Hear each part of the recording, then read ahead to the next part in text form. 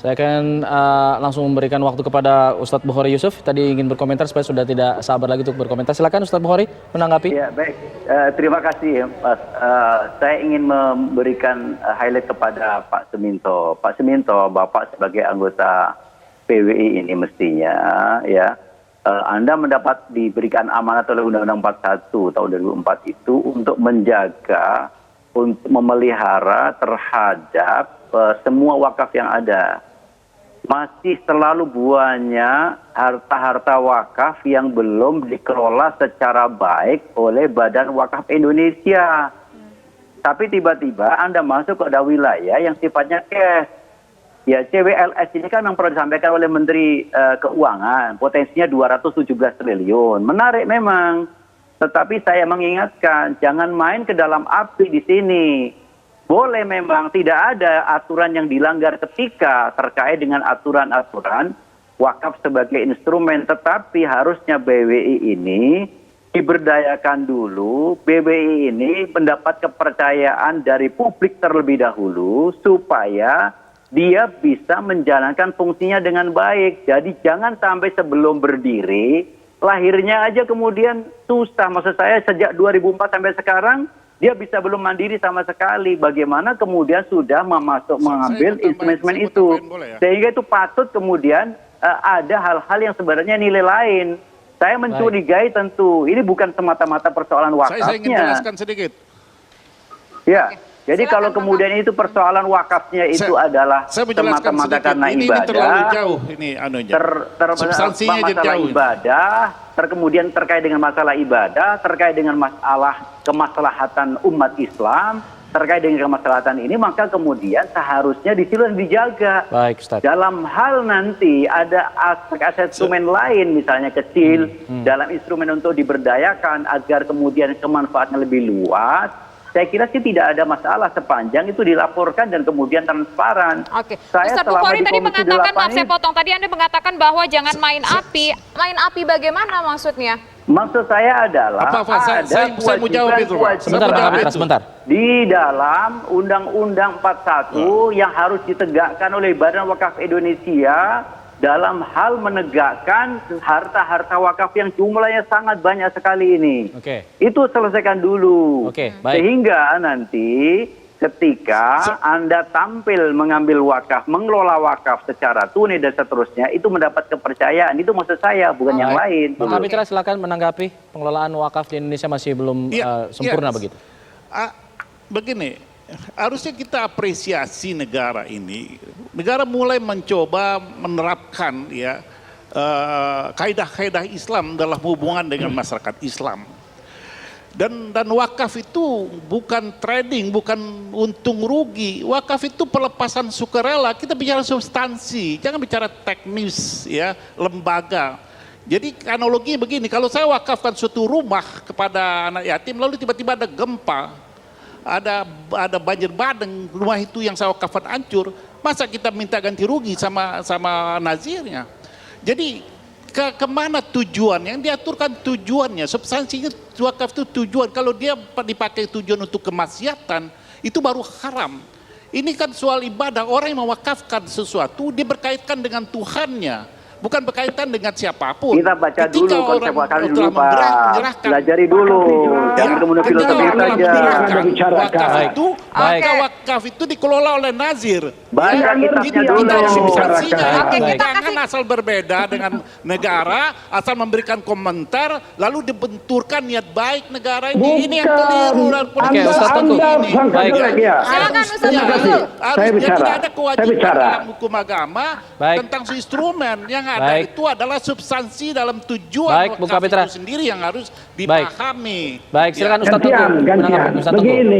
Begini, Saudara Kapitra ini belum apa-apa sudah menuduh orang. Dari awal tadi sudah menuduh semua yang dibuat pemerintah salah. Bukan begitu. Ini masalahnya wakaf.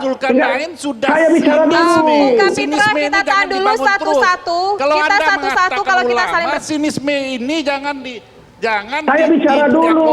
Terus ya. Oke, saya beri kesempatan untuk Ustaz Teguh terlebih dahulu. Anda pakai jubah segala macam. Bung Kapitra, kalau begini kita tidak akan dengar Bung Kapitra. Bung Kapitra, saya peringatkan. Kita ke Ustadz Tengku Zul dulu. Jangan begitu, begini ya. Wakaf itu oleh Nazir wajib dijaga. Kok azan lagi sih? Silakan Ustadz.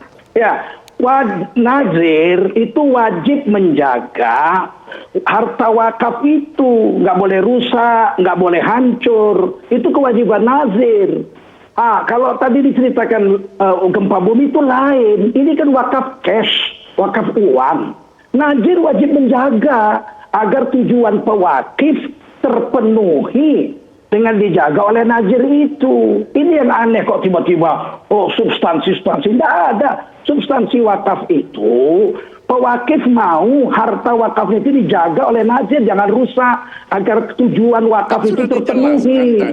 Jadi kalau rugi, bahwa ini dimasukkan dikelola secara ekonomi syariah, dijamin oleh negara.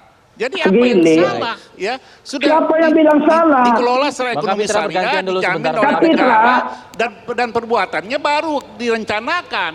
Yang bilang salah siapa? Kita kan berhati-hati. Yang bilang salah siapa? Jangan, kehati-hatian itu yang bilang salah siapa? Suatu prasangka sehingga menggagalkan sebuah niat baik.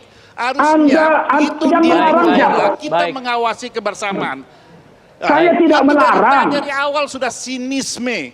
Ya, bukan melarang, tidak ada bulan urusan Baik, itu melarang. Ini bukan aturan. Saya harus sudahi dulu. Satu perbuatan dilarang oleh agama maupun oleh undang-undang. Ya, ini begitu rupanya kader PDI ya. Kader PDI begitu rupanya ya. Ustadz Tengku. Kader PDI begitu ya. Baik, Ustadz Tengku, kita kasih kesempatan Bang Kapitra sekarang. Perilaku Anda.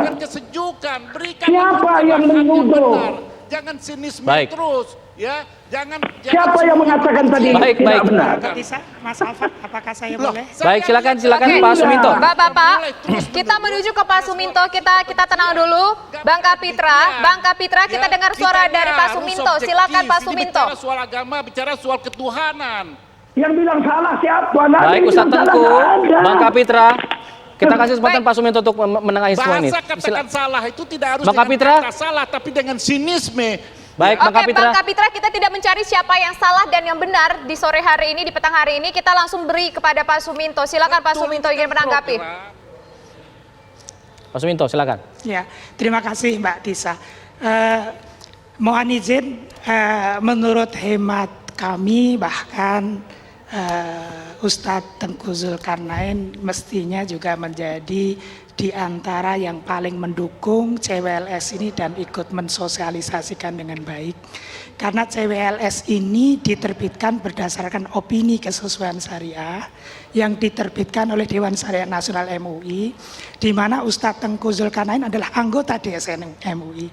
Dan kebetulan saya juga anggota DSN MUI, perwakilan dari Kementerian Keuangan. Jadi mohon izin Pak Ustadz Tengku Zulkarnain, kita bersama-sama di DSN MUI yang mengeluarkan opini kesesuaian syariah.